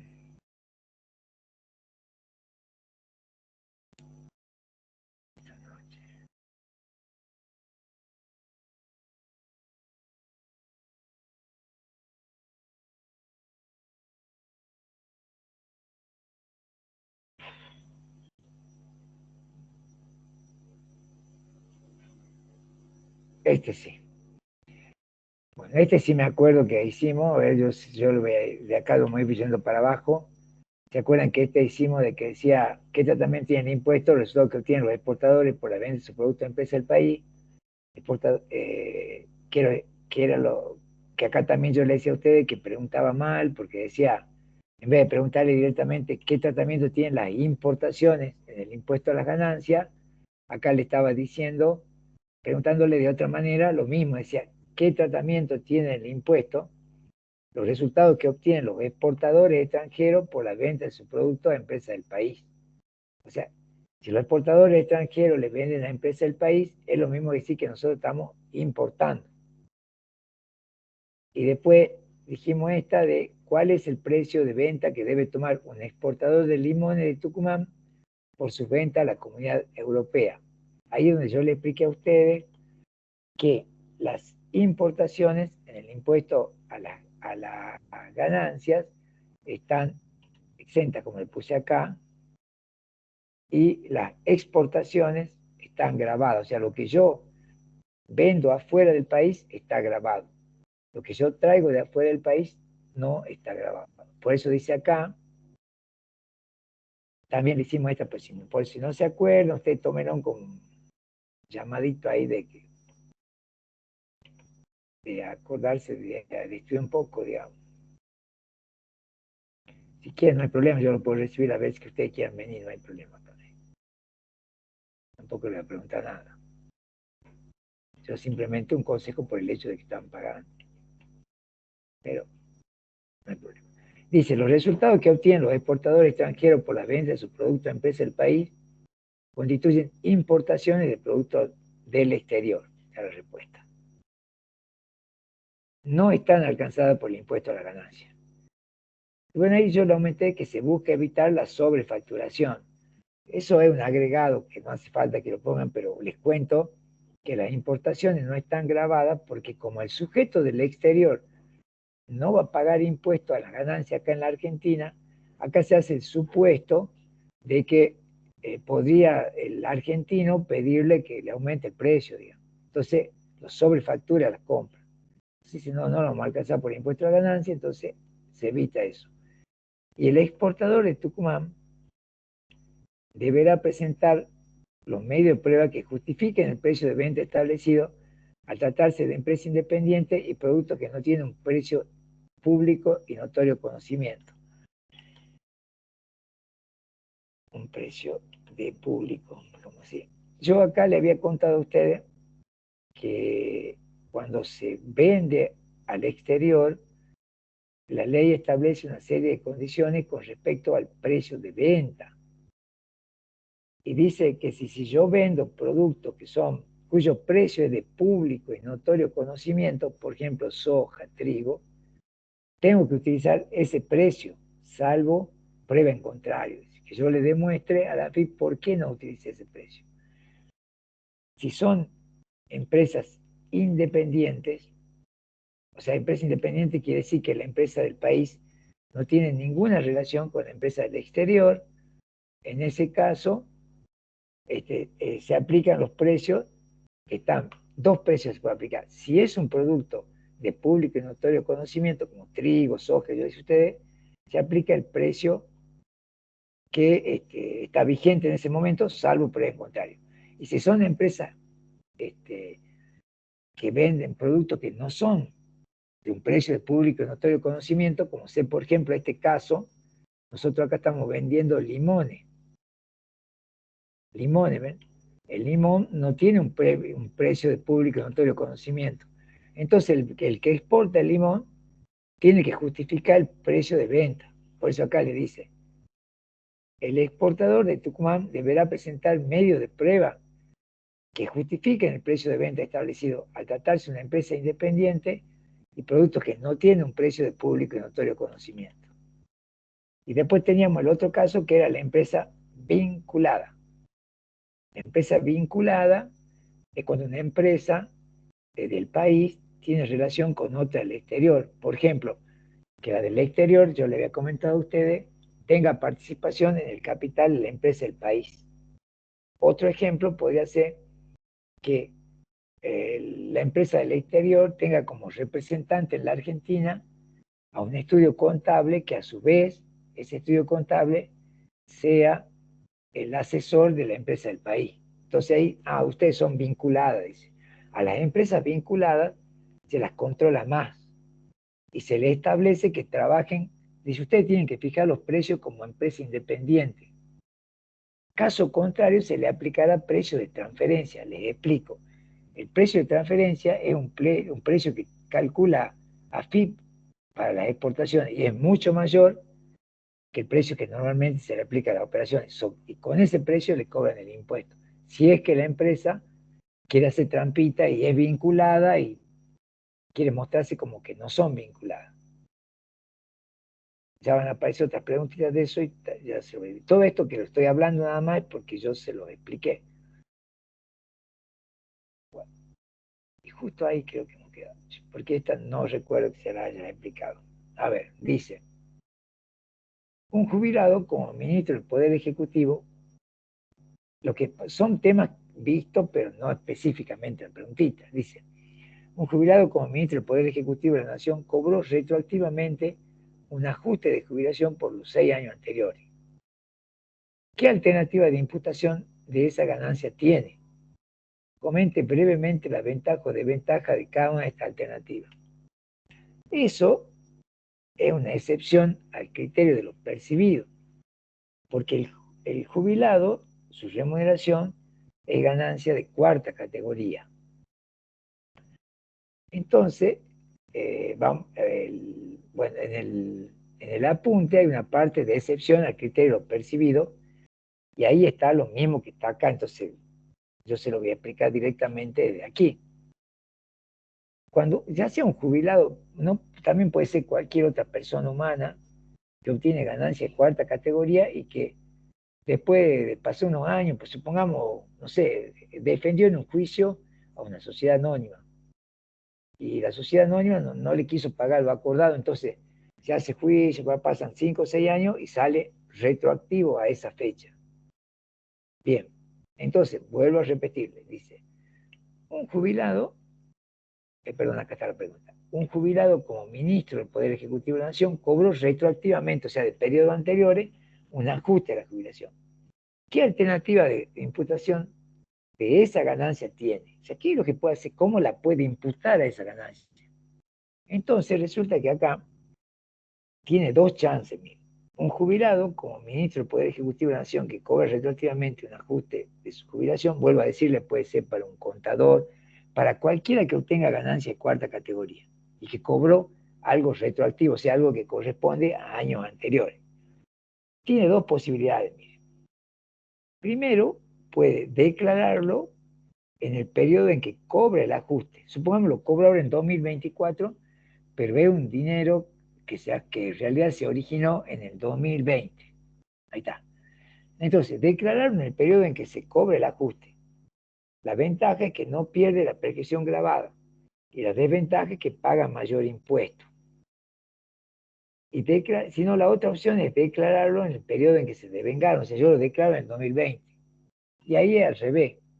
La ventaja es que paga menos impuestos y la desventaja es que pierde la prescripción ganada. Ahora, ¿qué significa la prescripción ganada? Quiere decir que, o por ejemplo, supongamos, lo vamos a hacer para 6 años, ¿verdad? ¿No? Sí, 2018, ahí está.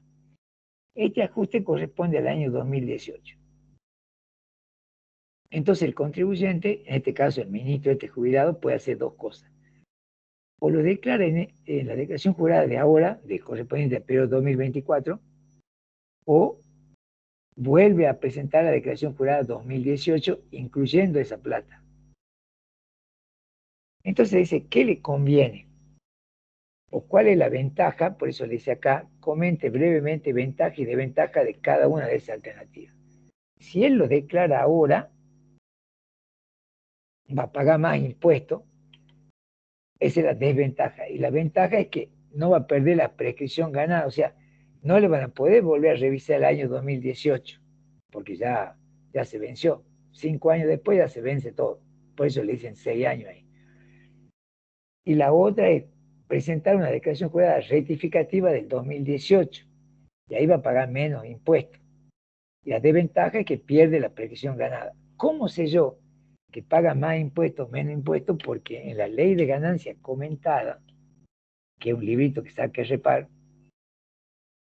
ahí hay un ejemplo numérico de esto, de por qué, cuál es la ventaja y cuál es la desventaja. Por supuesto que no lo vamos a hacer porque es largo, entonces ustedes se tienen que quedar aquí con este dato, de memoria, digamos, de que acordarse de que alguien que cobra retroactivo puede presentarlo en la declaración jurada de hoy, actual, o en la declaración jurada de ese periodo retroactivo. La ventaja es que si yo lo presento hoy, bueno, pago la tasa de impuesto de ahora, que es más alta que la de antes, pero no me van a, ya lo que pasó, pasó. O sea, no pierdo la prescripción de la declaración jurada de hace 6 años. O sea, no me la pueden volver a revisar. Pero si yo por pagar menos impuestos presento la declaración jurada, rectifico la declaración jurada del 2018 en este caso, ellos me pueden revisar y lo van a hacer porque les molesta eso, la AFIP pretende que vamos para adelante nada más. Me van a revisar esa declaración jurada y me pueden encontrar algún tipo de falla. Además, para ustedes, si se dedican a esto, a ser contador, por la misma plata, yo hago la declaración jurada ahora y dicen, no, ahora ni siquiera le explican la opción, le dicen, bueno, hay que declarar, y va a estar contento porque cobró plata, así que bueno, pueden declarar en el periodo de ahora nomás. Pero esas serían las opciones para cualquier persona, ¿no? En este caso, pero ¿cuál es la pregunta? Siempre la misma, esta, la del jubilado como ministro del Poder Ejecutivo. Esa es la pregunta recurrente, entonces yo la contesto de ahí y ya está. Dos opciones, entonces estas. Son preguntas que por ahí hay que estudiarlas, además no hay mucha chance. Después esta, que es una de las, también de las viejas, solo que se contesta diferente por el cambio de la normativa. Dice, indique qué tratamiento tiene el impuesto a la ganancia, grabado, no grabado, no computable, exento. ¿Se acuerdan que cuando empezamos a hablar de ganancias, yo le había explicado a ustedes que había 4 tipos de ganancias? Solo que yo tengo que leer bien, si es que me pide que yo determine el tratamiento de grabada, no computable, exenta, para persona humana o para persona jurídica. En este caso es para persona humana. ¿Por qué es importante? O sea que puede ser la misma pregunta, igual, solamente que acá dice renta obtenida por una persona jurídica. Bien. ¿Por qué es importante no confundirnos y estar seguro? Pues yo les remarqué acá persona humana, porque la persona humana es la que tiene mayor cantidad de ganancias exentas. Y un consejo, repito, vieron que acá dice que tienen que señalar si es no grabada, una opción, o si es exenta. Puede suceder que ustedes estén convencidos, dicen, bueno, yo sé que esta ganancia no va a pagar impuestos, pero no sé si está no grabada o si está exenta. Ahí me puedo confundir. Entonces ustedes cuando tengan la duda, le van a poner no alcanzada. Y esa le va a permitir zafar un poco de las dos. No alcanzada quiere decir que puede ser grabada o exenta.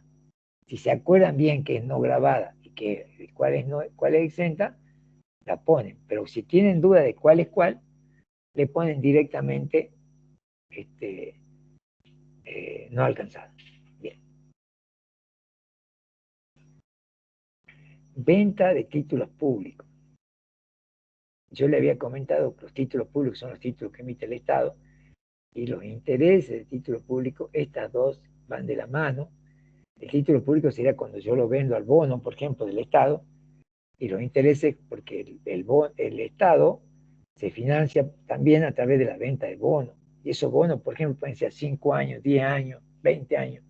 Y durante todo ese tiempo van pagando intereses.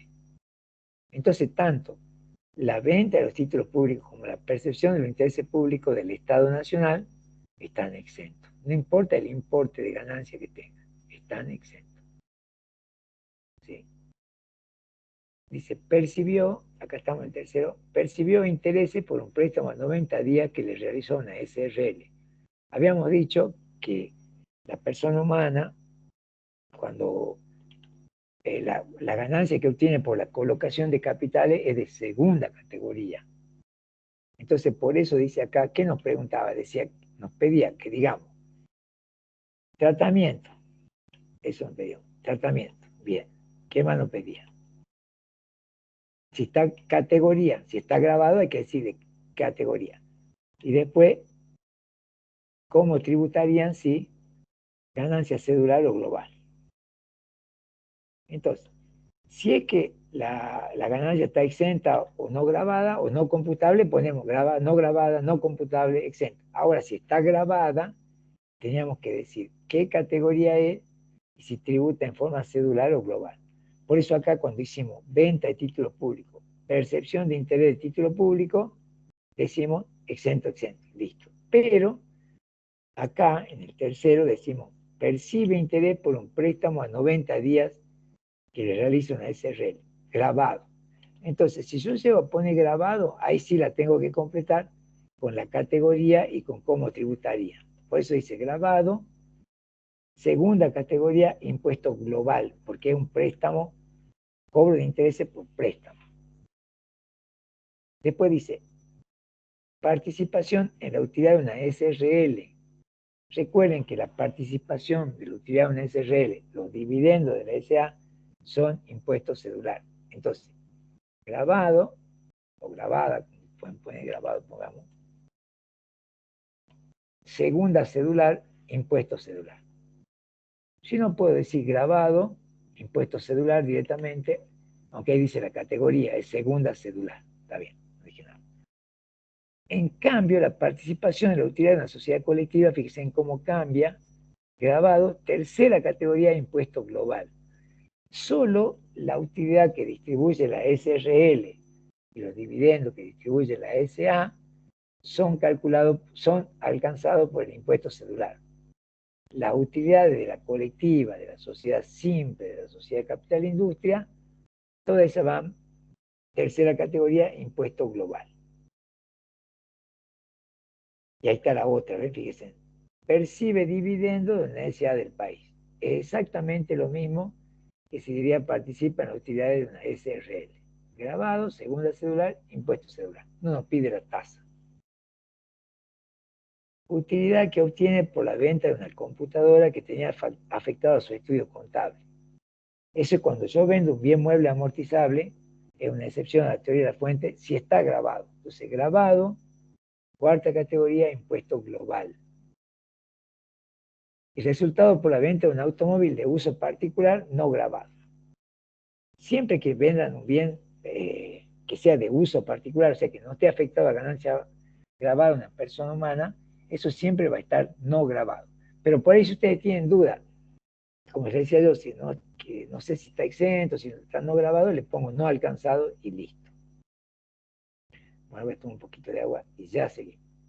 Entonces recuerden, para que ustedes, yo le voy a poner acá, para que nos ubiquemos, empezamos, en realidad le expliqué esta también, y acá comenzamos,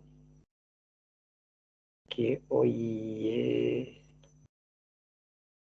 ¿cuánto es hoy? ¿Qué día es hoy? 2, 3, 3 3. 3 de julio, sí, porque yo carrera el 7, 3 de julio. Bien, ahí está.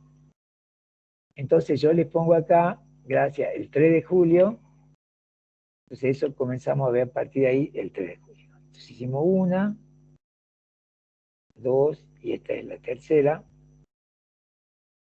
y ahora vamos a la cuarta. Esta está buena, pues está bien. Justo estamos con un final que tiene preguntas que yo las llamo recurrentes porque de vez en cuando las vuelve a tomar. Ahí ya seguimos. Segundito primero.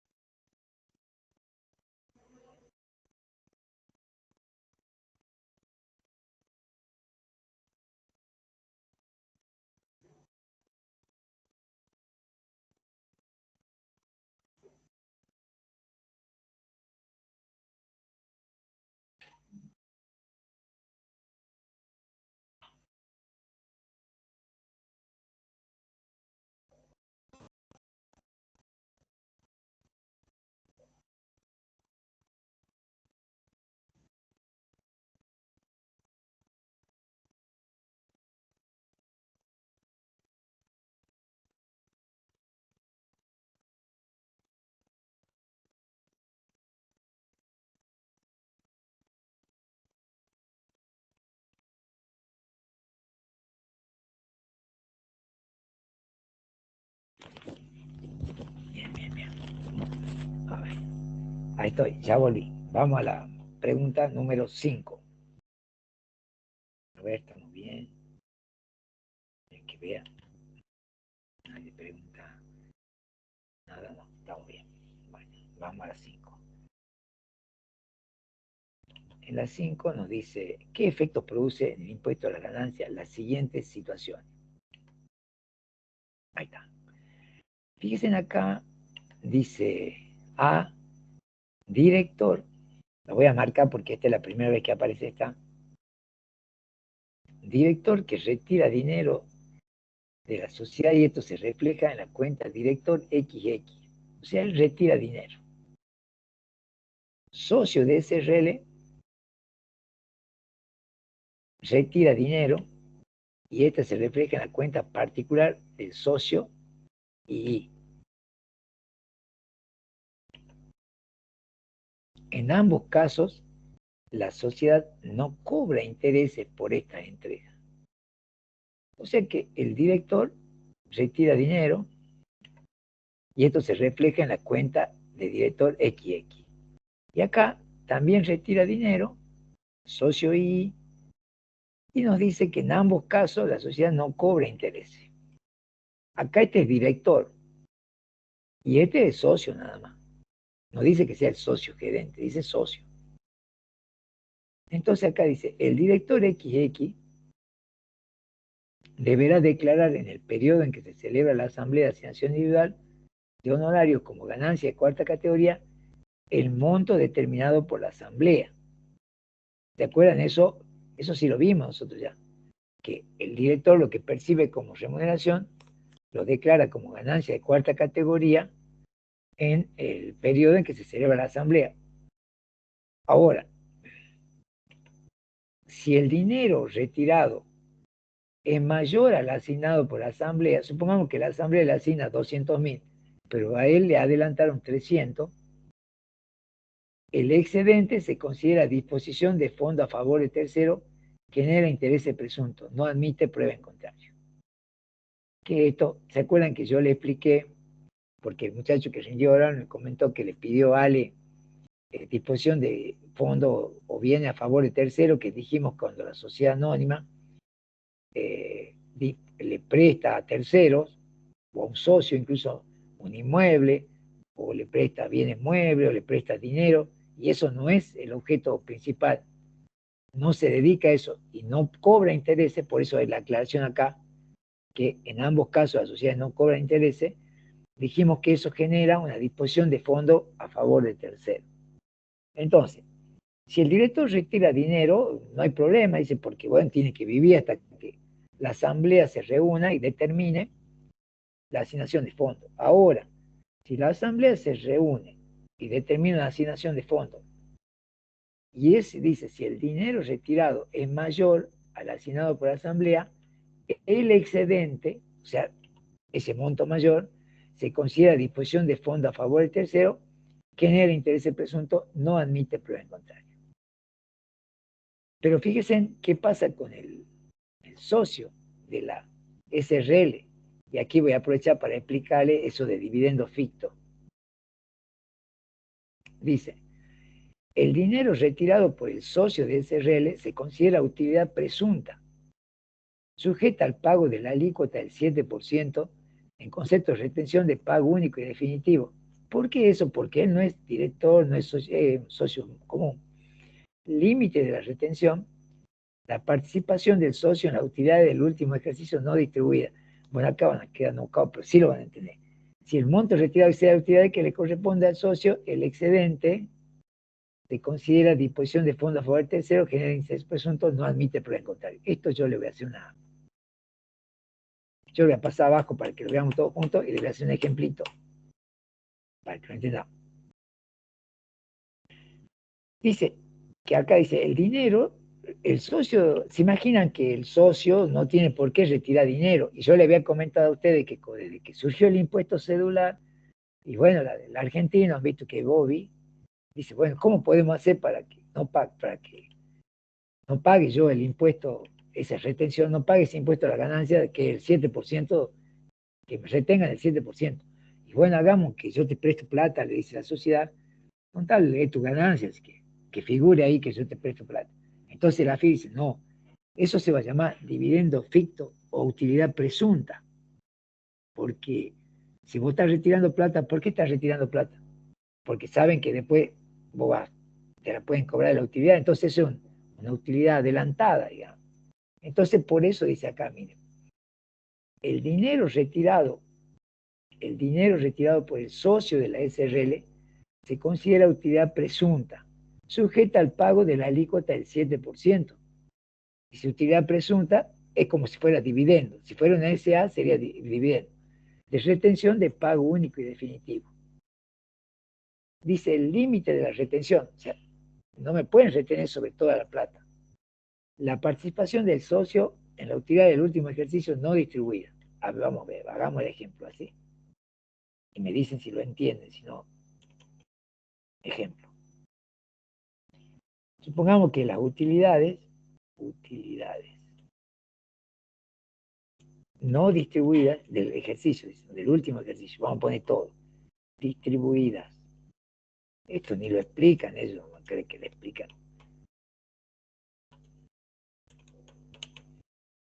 Las utilidades del último ejercicio son iguales a, vamos a poner números redondos siempre, 1.000.000. Ahí está, 1.000.000 de pesos.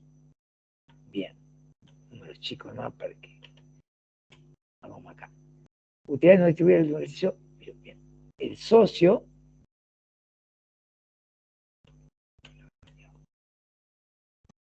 El socio tiene una participación del 20%. Esto quiere decir que 200.000 le corresponden de utilidad. Porque si es 20 millones la utilidad no distribuye el ejercicio, de ese millón, 200.000 son de él. Bien. Vamos a poner acá. El dinero retirado es 250.000. Bien. Entonces, la pregunta que nos hacen ahí, la pregunta que hace ahí dice, acá yo se la voy a poner, o sea, estamos haciendo con un ejemplito, tratamiento en el impuesto. Tratamiento en el impuesto. Bien. Entonces ahí decimos que 200.000 están sujetos a retención, pago único y definitivo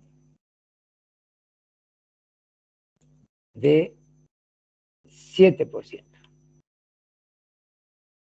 50.000 generan interés presuntos al ser disposición de fondos a favor de terceros. Ese interés, ¿se acuerdan que era la tasa que establece el Banco Nación? Si se acuerdan, si no, no importa. Disposición de fondos a favor de terceros. Si no lo dejan ahí, está bien. A ver, vamos de vuelta entonces. Cuando un socio en SRL retira dinero y la sociedad no se dedica, no le prestó dinero, no le cobró interés, acá es importante esta parte que dice que en ambos casos las sociedades no cobran intereses por esta entrega. Entonces, si no le cobro intereses, para la sociedad, para la AFIP, hay una presunción, o sea, presume, no me quieren pagar el impuesto. Entonces dice, vamos, saca una normativa que dice que si un socio de una SRL, un accionista de una SA, retira dinero, sin justificativo alguno, digamos, entonces ese dinero se va a considerar que forma parte, en el caso de la SRL, de sus utilidades, en el caso de la SA, de sus dividendos. Entonces el socio va a decir, bueno, pero yo no, escúchame, yo retiro 250 y yo mi utilidad solo es 200, así que me va a tener que retener por 200. Bueno, los otros 50 es una disposición de fondo a favor del tercero, o sea que como que lo considera tercero al socio, tercero en el sentido de que no es cliente de la actividad que realiza la empresa, entonces le cobra interés presunto. Entonces vuelvo a leerle cómo es la normativa, porque aparece nuevo esto. El dinero retirado por el socio de la SRL se considera utilidad presunta. ¿Se acuerdan que era 1.000.000? Él retiró 250.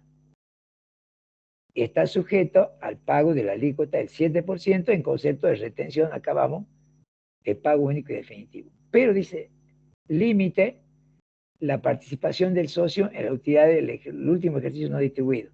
Entonces, la utilidad del último ejercicio no distribuido, 1.000.000. El socio tiene 20%, quiere decir que 200.000. Eso yo lo puedo considerar, solamente a eso lo puedo considerar como utilidad. Si el monto retirado excede a las utilidades que le corresponden al socio, en este caso teníamos 50.000 más, el excedente se considera disposición de fondo a favor del tercero, genera el interés presunto, no admite prueba en contrario. Por eso ahí le hice el ejemplo. Si la utilidad no distribuida del último ejercicio es 1.000.000, el socio tiene una participación del 20%, quiere decir que 200.000 de ese millón es de él. Pero el dinero retirado es 250. 200 están sujetos a retención de pago único y definitivo del 7%.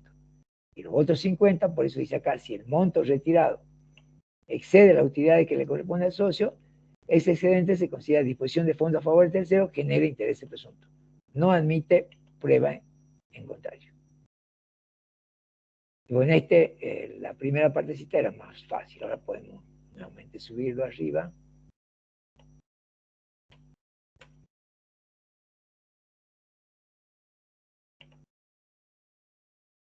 Y tanto espacio, ahí está. Bien. Entonces, hasta ahí hemos hecho hoy.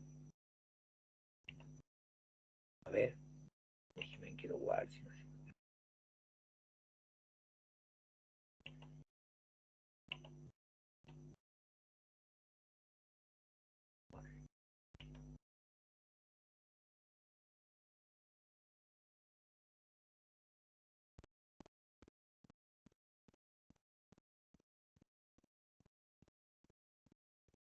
Recuerden que el ejemplo es para ustedes, ¿no? Bueno, después hay que, esta no, la 6 esta tampoco la hicimos. Y esta sí, bueno, así, hay algunas que ya nosotros no la vamos a volver a hacer porque ya están hechas, si no, vuelvo a decirle, no vamos a terminar nunca y yo le voy diciendo a ustedes cuáles están hechas y cuáles no. Por ejemplo, esta 7 sí, una parte. Y así la parte que no, le vamos aumentando. Aquí hay varias. Está bueno el final. Señala lo siguiente, no corresponde. Bueno, y así va, hay un montón. Vamos a ir haciendo todas las que se pueda, por supuesto. Pero ya le hemos puesto ahí fecha 3 de julio. Yo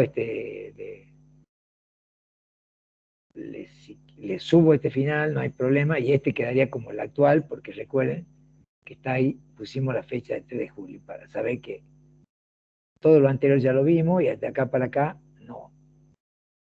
Ojo que no es que no hemos visto nada, hay un montón de preguntas que se repiten, y que ya no las vuelvo a hacer, yo pues ya están hechas. ¿Sí? Y hay otras que vamos viendo. Pero vuelvo a repetir, habría que ir estudiando. Bueno, a ver, voy a ir ahí con ustedes. Así que... Profe, ¿ese archivo lo sube ahora?